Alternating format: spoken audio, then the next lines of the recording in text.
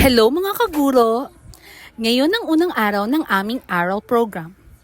The ARAL program stands for the Academic Recovery and Accessible Learning Program. It is a national initiative in the Philippines established by Republic Act No. 12028 and implemented by the Department of Education. Its goals is to provide targeted interventions for students, particularly those kindergarten to grade 10, who are struggling to meet grade-level competencies.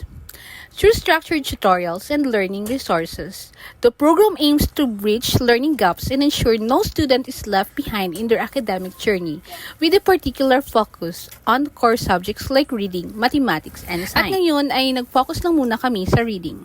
Simple lang naman ang layunin ng ARAL program. Matulungan ang bawat bata na makahabol at mas lalong umunlad ang kanilang pag-aaral. Kanina, sinalubong namin ang mga estudyante na mangiti at simpleng orientasyon tungkol sa program. Nakakatuwa dahil first day, kitang-kita na ang eagerness ng mga bata na matuto. Sa ARAL program, hindi lang basta pag-aaral ang dala nito, kundi dagdag pag-asa at inspirasyon para sa ating mag-aaral. Kaya samahan niyo ako sa journey na ito.